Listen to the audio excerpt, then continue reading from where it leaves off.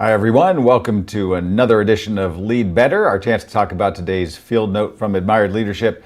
And I'm excited because we not only have Sierra, we have Mallory, and this is sort of like a dream team. And the idea of doing it as a dream team, it was my idea. And so once you see how great this conversation is, everybody be like, Scott, man, how did you know that this was going to be the combo? And I'll just say, look, David Letterman used to say, there's no off position on the genius switch, so clearly.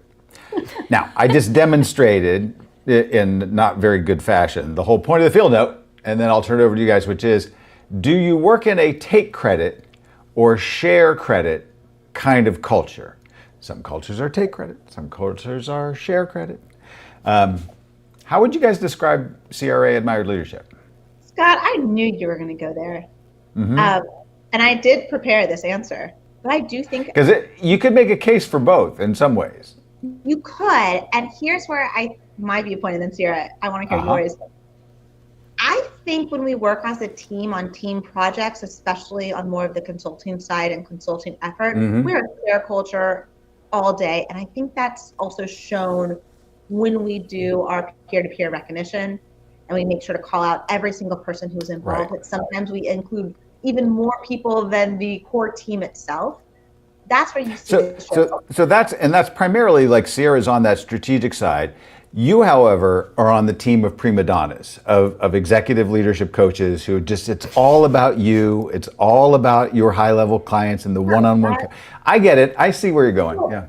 No, so where I was thinking there is when we get the opportunity to work together, like when we're doing an event together, when we're doing ALIs, when we actually get the opportunity to work together, to co-scope together even, or co-lead together, we have that shared culture. Yeah. But when you are, as it's John Cook actually, we're always hitting home runs and empty ballparks. Yeah, when you I have love that those line. moments, nobody knows what you're doing. If you don't share a little bit about what you are doing, and it's hard to put a we when it's just you in the baseball field, then we have a little bit of that tape culture coming. Yeah. It's funny because when I read this field note, I felt like we were the shining example of a share culture. And maybe that's just my perspective, and perhaps it's even my personal values leaking into my perspective. But every Friday we give shout outs to people that deserve to hear their name on the loudspeaker for everybody, that they've really gone above and beyond, and the various ways that happens. And it's not just people who are, revenue producers. It's everyone who contributed to that. Maybe you're the person who made the introduction that made a client, success happen. Maybe you're the person who just picked up the phone when they called you and said, hey, I need a second opinion here. Because I think even when we're doing independent work, it is so dependent on other people setting us up for success. So it's funny that you both went there, and it feels like there's more of a tension, because I guess for me, I had been looking at it through so much more of a shared culture lens. And I wanted to ask you both more of a provocative question of, aren't admired leaders always sharing credit? I'd love to hear both of your perspectives on that. Yes, they should be. Now, let me give and I'm going to add to your provocative question another little piece, and then Mallory can tell us where we're off track. But by the way, you talked about how we do on our team calls these shout outs. I'm not saying that they tend to be mostly people from the strategic side that end up doing that. Whoa, Scott. I'm going to keep hammering on this one. It is the nature of the work too. It is. It's a collaborative kind of work. It is. I'm totally getting it. So, but part of this is, it's not just saying that taking credit is bad. Like, the field note addresses the idea, because we in our firm, all of managing directors, they kind of operate as sort of independent folks. They're all full-time in our organization. But we celebrate when somebody lands a big new client or they had a really breakthrough as individuals. Like, we celebrate that too, right? So the point is that there are some cultures where you might be the kind of very collaborative person. You never want to kind of feel like you're sticking out. And yet some of those organizations, if you're not being like, well, here's what I thought, here's what I did, here's how I did it, and here's how I landed, and now we have this new client, and here's where it's going, and people go, holy crap, is she good, right? That's the person that actually gets the attention and actually gets more responsibility, more of a chance to make a bigger impact. And so some cultures are more like that. Like, they want to see superstars, and they reward and develop those people differently. Other cultures, what's the old line, like the tall poppy gets cut, right? If you be like, well, take a look at me, right? They're going to whack and just chop you down. Yeah, Scott, when I read this, I was thinking about it from a coaching lens you have to pretty quickly assess with your coachee, are they in a share culture Right. or are they in a credit culture? What is their natural tendency? And then once you figure that out, how do you coach them around making those shifts or adjusting based on the context? Because at the end of the day, they can't all change the context. If they say, no, I'm sticking to my share culture value, well, you're not going to be very effective depending on the culture that you're in. Yeah. So to Sierra's question, the leaders should definitely always be in this mindset of trying to make sure that they're going to be spreading credit, taking more of a share of blame, and we all understand that. But Sierra, I would imagine that you, even working inside of large organizations, and it's not just a matter of like sales teams, very competitive, and they're going to celebrate the person that lands something. You must have seen cultures that are a little more take credit in a good way, and then other ones that are just very much this sort of collaborative approach, and you would get sort of quietly ridiculed if you tried to stick your head up. Yeah, I definitely think I see it less frequently, a take credit culture versus a share credit culture.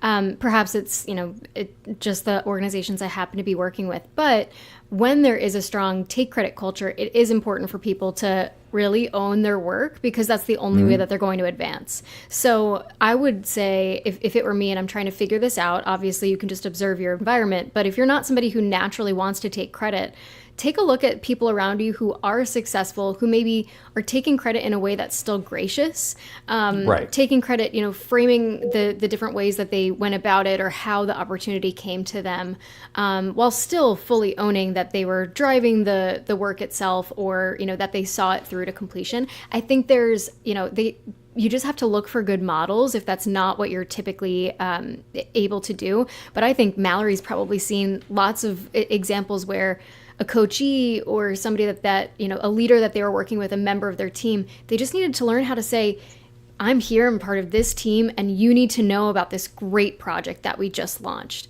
And maybe it's that I launched or that I had to lead, depends on the culture that you're in. Is it a we or is it an I? I think it's also undoing the dirty word of self-promote. That it's important to make sure that people see what either you or the plural you are doing. And we have leaders who, if they are not comfortable raising their hand, if their work doesn't get shown, highlighted, they're not brought up more. At the end of the day, it almost boils down to, do you want to be right or do you want to be effective?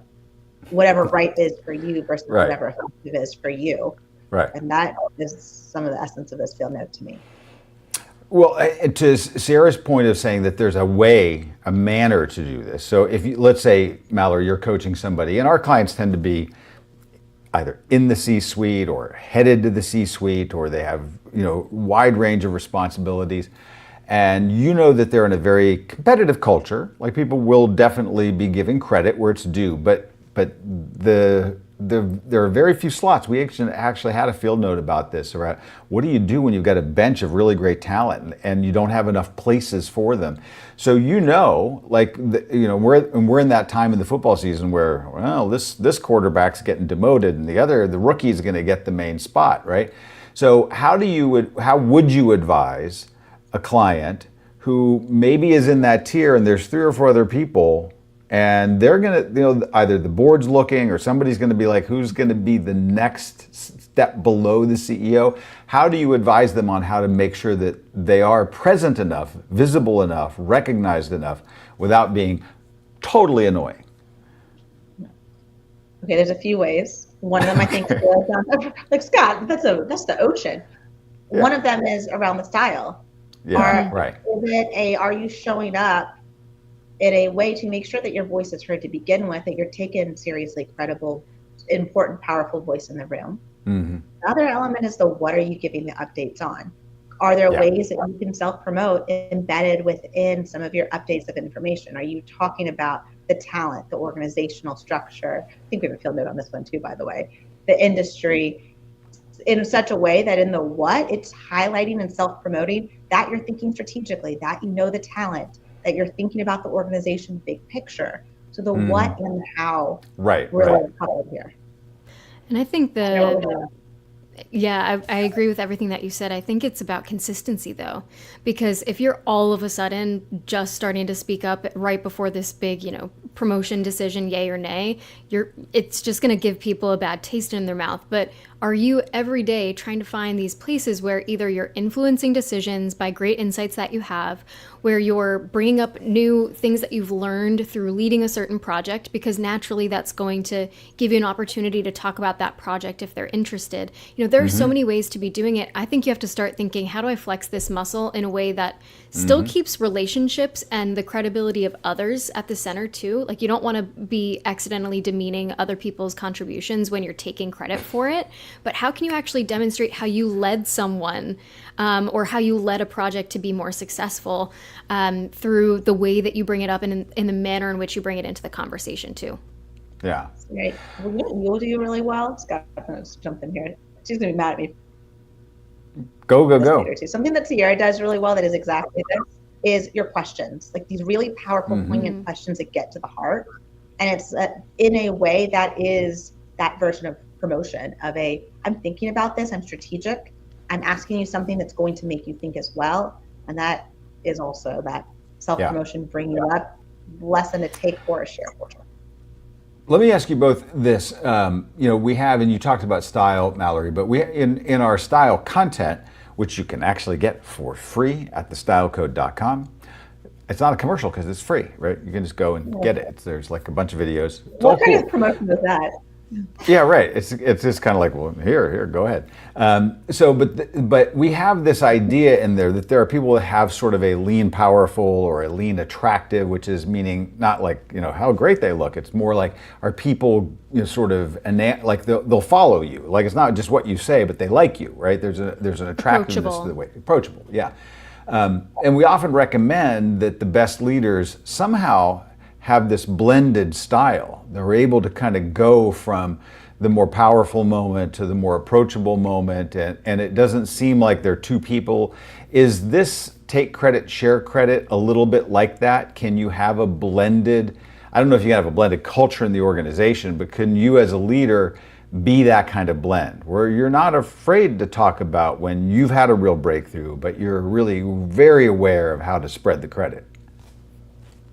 Yeah, I had actually written down style and taking credit as well, because I think initially my read of the field note was through a style lens of people who tend to show up more powerfully. They may, in some cases, be more inclined to be taking credit. It's probably, it's a way that you can demonstrate power is by saying, I did that. I'm really glad that had my stamp on it.